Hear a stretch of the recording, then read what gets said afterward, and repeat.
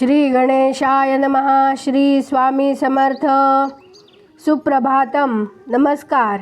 सिया ऑफिशियलवर आपले सुस्वागतम. योगेशं सच्चिदानंदं वासुदेवं व्रजप्रियं धर्मसंस्थापकं वीरं कृष्णं वंदे जगद्गुरुं. आज आपण महाभारतातल्या पहिल्या खंडातल्या आदिपर्व या पहिल्या पर्वातले दुसरे पर्व म्हणजे पर्व संग्रह पर्व पुढे वाचायला सुरुवात करूया. सौती सांगतात यानंतर पाचव्या पर्वाचे नाव उद्योग पर्व असे आहे. उद्योग पर्वात आलेले विषय हे पुढील प्रमाणे आहेत. उपप्लव्य नावाच्या ठिकाणी पांडवांचे वास्तव्य असता आपल्यालाच जय मिळावा या उद्देशाने दुर्योधन आणि अर्जुन या दोघांचे कृष्णाकडे मदतीची याचना करण्यासाठी गमन. या होऊ घातलेल्या युद्धामध्ये आपले सहाय्य आम्हास पाहिजे असे दुर्योधन आणि अर्जुन यांनी म्हटले असता, हे वीरश्रेष्ठांनो, एकतर मी स्वतः युद्धामध्ये कसलाही भाग न घेता केवळ माझा सल्ला मात्र देईन, किंवा युद्धामध्ये मी एक औक्षहिणी सैन्य उभे करीन. या दोन गोष्टींपैकी तुमच्यापैकी कोणाला कशाचा स्वीकार करावा असे वाटते, असा कृष्णाने त्या दोघांना केलेला प्रश्न. यावर मूर्ख दुष्टबुद्धी व दुर्योधनाने एक औक्षहिणी सैन्याला दिलेली मान्यता आणि युद्धामध्ये भाग न घेता कृष्णाने केवळ आपल्याला योग्य तो सल्ला द्यावा या गोष्टीला अर्जुनाने दिलेली अनुमती.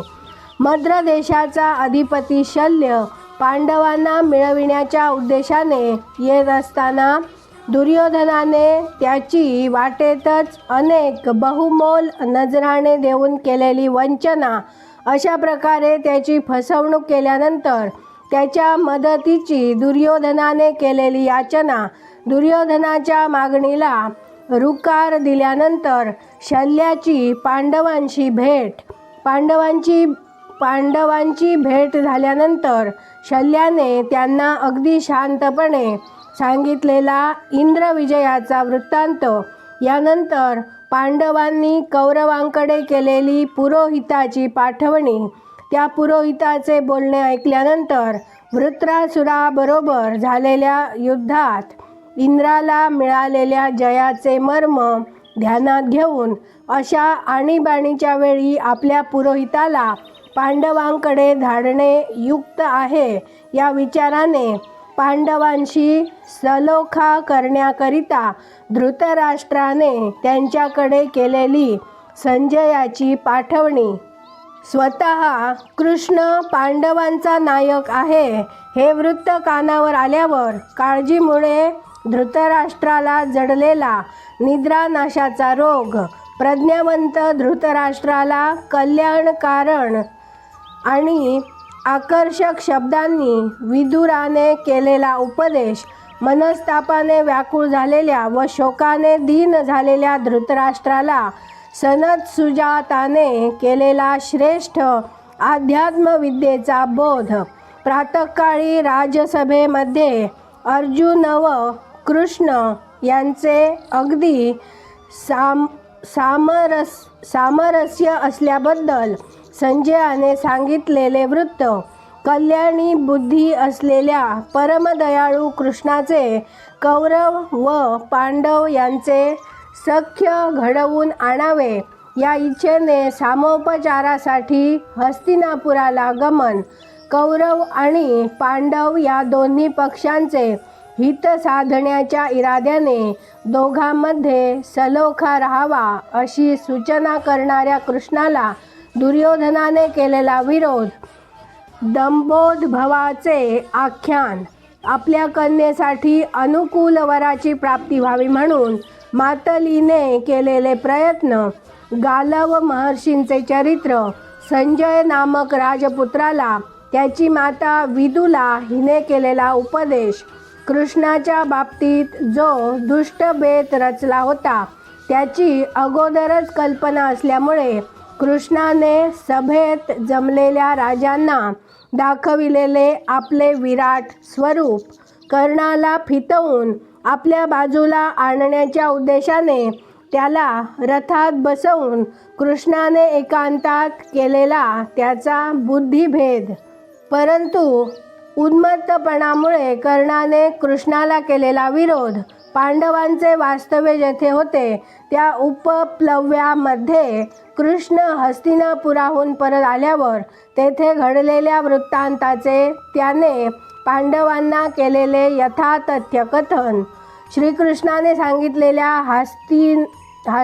हस्तिनापुरातील वृत्तांत ऐकल्यावर व सारे हित कशामध्ये आहे याचा एकमेकात विचार करून पांडवांनी केलेली युद्धाची तयारी हस्तिनापूर नावाच्या नगरात पायदळ, घोडेस्वार, रथ आणि हत्ती इत्यादी कौरवांचे चतुरंग सैन्य युद्धाच्या तयारीने बाहेर पडल्यावर झालेली त्याची तपशीलवार मोजणी दुर्योधन राजाने युद्ध सुरू होण्याच्या आदल्या दिवशी उलूक नामक दूताची पांडवांकडे केलेली पाठवणी, रथ आणि महारथ यांची गणना आणि अंबेचे उपाख्यान असे हे उद्योग पर्वातील विषय आहेत.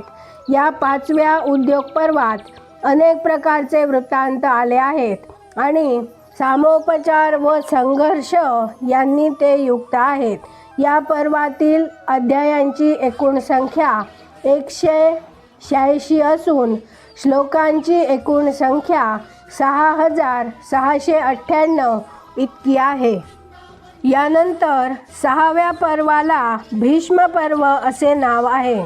भीष्म पर्वातील विषय संजयाने सांगितलेला जंबूखंडाच्या निर्मितीचा इतिहास, युधिष्ठिराच्या सैन्याला आलेली आत्यंतिक विषण्णता, 10 दिवस चाललेले अतिशय घोर युद्ध, मोहामुळे अर्जुनाच्या मनामध्ये निर्माण झालेल्या कलुषित विचारांचा कृष्णाने मोक्ष निदर्शक कारणांच्या प्रतिपादनाने केलेला निराश, युद्धामध्ये भीष्माचा पराभव करणे दुर्घट आहे हे जाणून युधिष्ठिराच्या हिताविषयी नित्य दक्ष असलेल्या उदारमती कृष्णाने स्वतः रथातून वेगाने टाकलेली उडी आणि कसलीही भीती न बाळगता भीष्मावर आघात करण्याकरिता हातात चाबूक घेऊन त्याच्यावर केलेली चाल, सर्व शस्त्रधारी वीरांमध्ये अग्रेसर असलेल्या अर्जुनाचा